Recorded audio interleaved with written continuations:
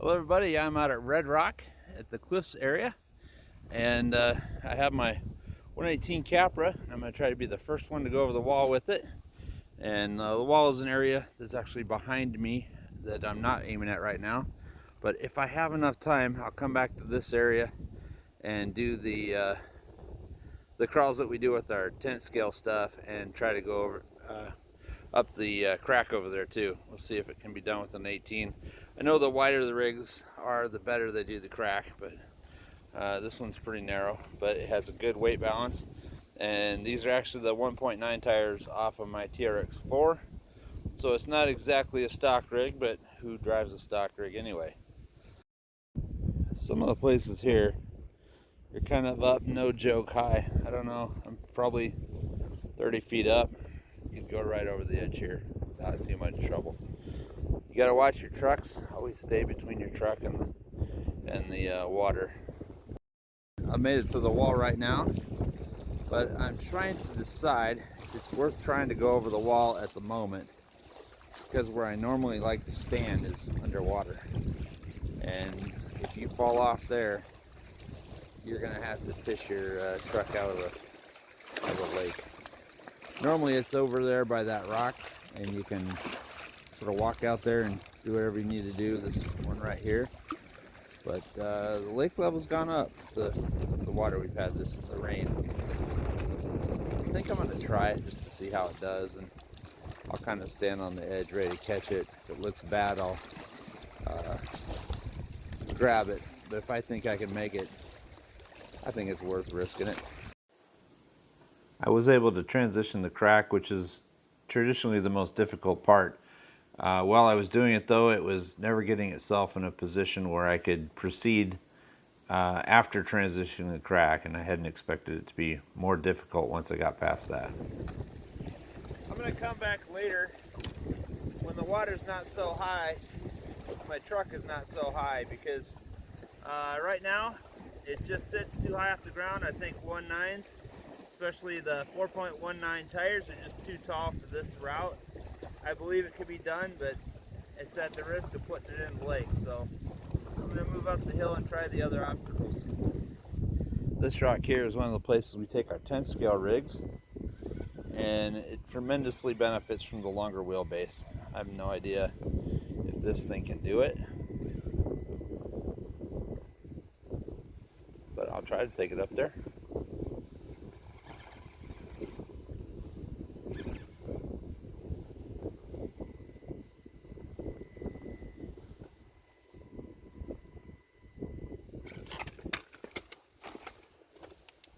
That didn't work out, but I'm doing it one-handed.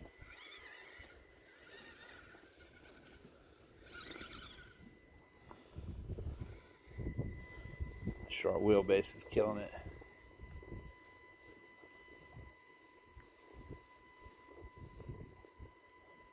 It really needs smaller tires.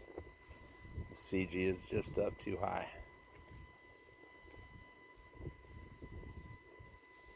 Right now I'm trying to lift those front tires off the ground.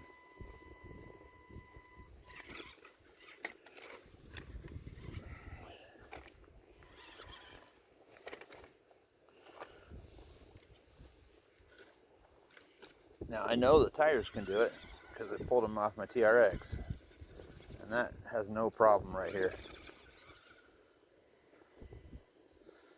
I just think it has a little too steep of a bow right here.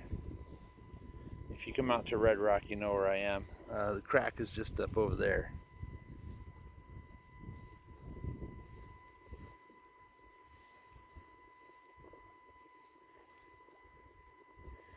My stock tires are smaller, but I don't think they have adequate grip to do this.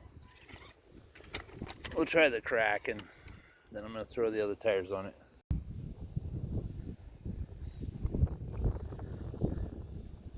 Love being out here. It's so nice. I am at the crack, and wider wheelbase cars do much better here. I'm not sure if this can do this at all from a center of gravity standpoint. I think it's just going to end up too steep. That's the actual angle when I come from the side rather than the top.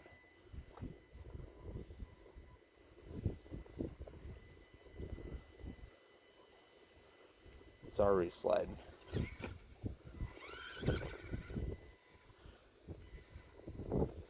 Kind of need my back tires to hook into the V. And this is where that longer wheelbase really helps you.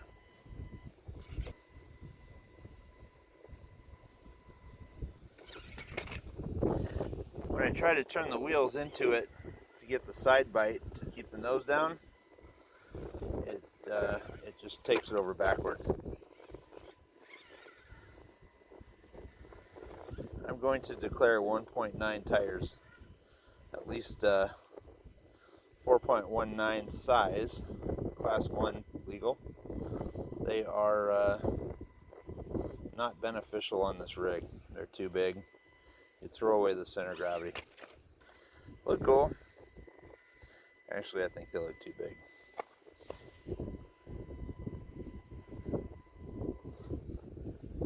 I just got a lot of weight in them, so I figured it might do well out here. Turns out it doesn't. I'll put the stock wheels back on and see if it can't do better. I put the stock wheels back on, and I know that the center of gravity is lower. However, I don't know that it's better because the wheels that I just took off are heavy. Also, I'm sure they have more traction than these do. We'll see if it matters here.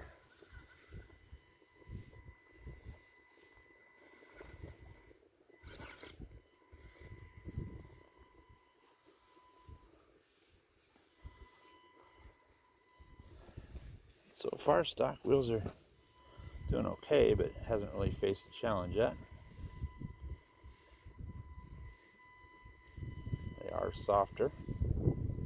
This is where I wanted to tip over before. I've got it at a pretty good incline. And I don't want it to go in the lake. If it falls too far here, you lose it in the water.